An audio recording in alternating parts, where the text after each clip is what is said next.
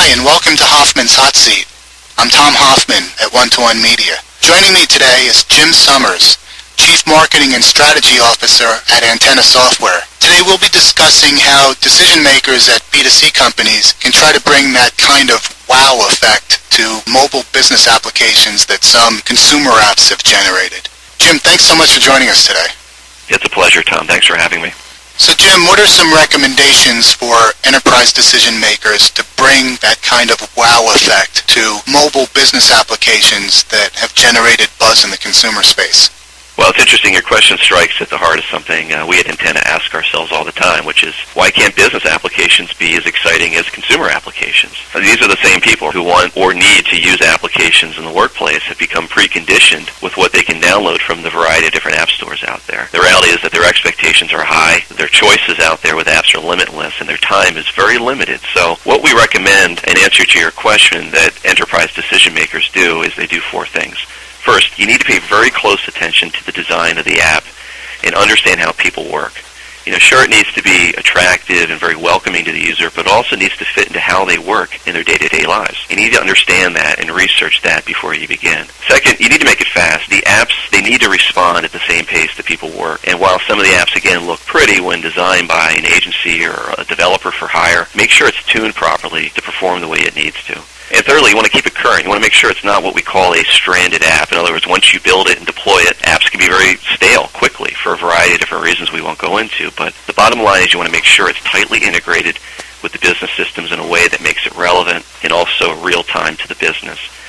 And lastly, we recommend that people try to leverage as much of the functionality as they possibly can from the devices. These devices today are rich with functionality which can really dimensionalize the user experience. They have the camera, the GPS chipset, you have the accelerometer. Many of these things can be leveraged to make the mobile app a powerful customer interaction tool.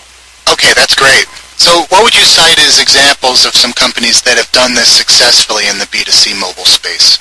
Well, really, in the B2C space, what we see happening is that mobile is allowing businesses to really engage with their customers in a much different way than they ever have before, a much more direct way. We have one customer, ING Direct, who's built a very elegant, feature-rich application that allows their customers to do mobile banking on a range of different phones, smartphones like the iPhone, Android, BlackBerry. And the app is very well-designed extension of their brand, and the essence of the brand from a visual perspective. But what's important is the app is comprehensive and very deeply integrated into their back-end mobile banking systems. One example that they do is really interesting and really brings out the wow factor is what they call flip for fun. And essentially at any point within the app, you can flip the device 90 degrees on its side, and up pops a screen that gives access to their user community portals like Facebook, their Twitter site, and YouTube. And what it does is it leverages the accelerometer of the device and uses mobility as a way to go beyond the banking function to build their community and brand, an extension of their brand out to their end users. It's very powerful stuff.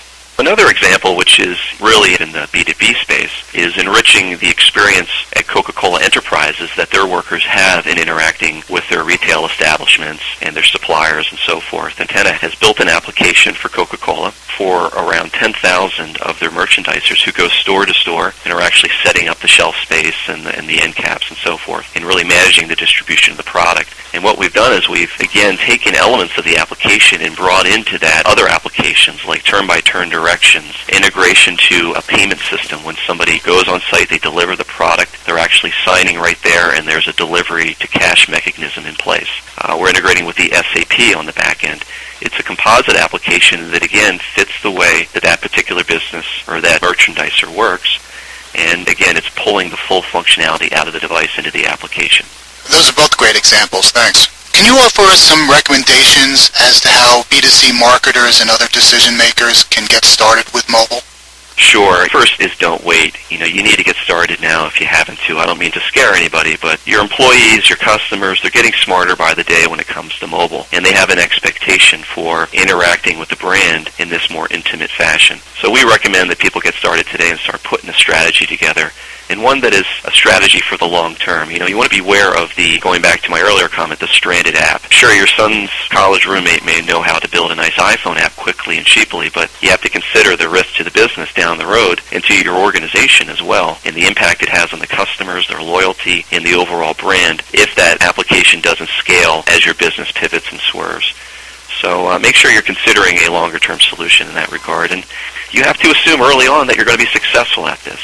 Mobility will ultimately become the mobile computing platform for the future of your business. And the decisions you make today will have implications down the road. So you want to have a partner in your corner to really guide you through the strategy and the murky waters here, so that you can focus and maintain a strategic eye on your business. And if you're a marketer and you're listening to this podcast and you're in the marketing organization, consider engaging an IT person from your organization and ask them, what are you thinking about mobile? What is our plan? If you're an IT listener, you want to make sure you're getting in front of the marketer pretty quickly, because they may be out and doing something on their own that you're not aware of. So we encourage people to have those conversations between those two organizations. To learn more about relationship strategy, visit www.one-to-one-media.com.